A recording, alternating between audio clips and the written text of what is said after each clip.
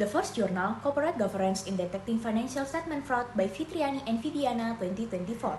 Problem, Impact of Governance Mechanism on Financial Statement Fraud.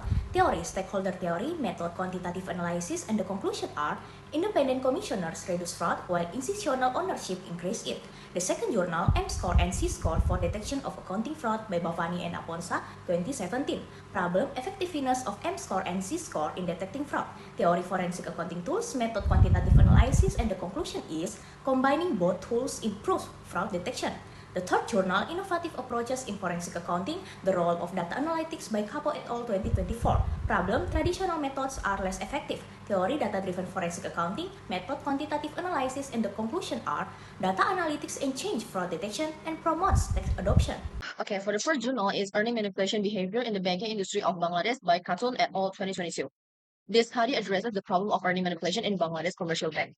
It used the Bennett M-score model to detect financial misrepresentation through a financial ratio. So also the method theory, they use Bennett M-score. Apply a quantitative methodology. The researchers analyzed 30 list banks from 2009 to 2018, and the findings revealed that 68.88% of the banks likely engaged in earning manipulation, indicating a serious issue in financial reporting service. For the second journal, the use of Venice model and forensic accounting evidence from Turkey by Oskan 218. Oskan highlight the lack of empirical research on forensic accounting tools in Turkey. The study applies the Venice M-score model using a quantitative approach on Turkey this company. Also, the methodology is quantitative methodology. For the results, validate the model's effectiveness in detecting fraud, supporting its relevance in global forensic accounting and its potential use in emerging markets. For the third journal is a Corporate Governance in Reducing Financial Statement Fraud by Arif Widodo, 2017. This paper examines the rise of financial statement fraud due to information asymmetry between management and shareholders, using a Kensi theory and a qualitative method through systematic literature review and meta-synthesis.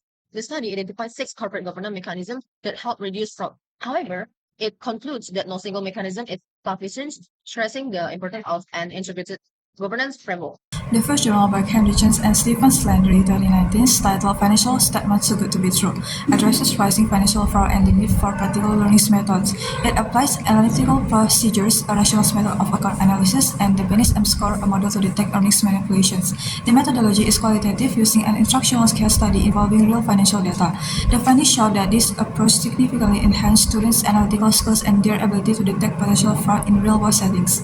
The second journal by Santosa and Ginting 2019, the title is Evaluating the Accuracy of the Venice M-score. It investigates whether the M-score model works well for companies under OJK regulations. The M-score uses financial ratio to detect manipulations. They use a quantitative approach with probate regulations and secondary data from sanctioned firms. The study found only 2 ratios were significant, and overall the model was not fully accurate. In conclusions, the M-score needs to be adjusted to better fit Indonesian regulatory environment. The next theory is about fraud prevention and detection in a blockchain technology environment. So blockchain bring both benefits and challenges for forensic accountants in spotting fraud. According to all data on Tech 2020, even though blockchain is secure because it's decentralized and encrypted, it's not completely safe due to human mistake and technical problems. The study used a qualitative approach with a documentary analysis and secondary data. Applying disruptive innovation theory and the fraud triangle like pressure, opportunity, and rationalization. In the end, the study shows that while technology helps, expert judgment is still the key in fighting fraud.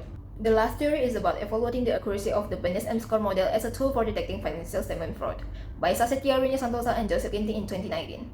Use the Venice M-score model's financial ratios to detect fraud, based on the theory that fraudulent firms have unique ratios patterns. Their quantitative methodology used secondary data and probable regression on sanctioned Indonesian companies.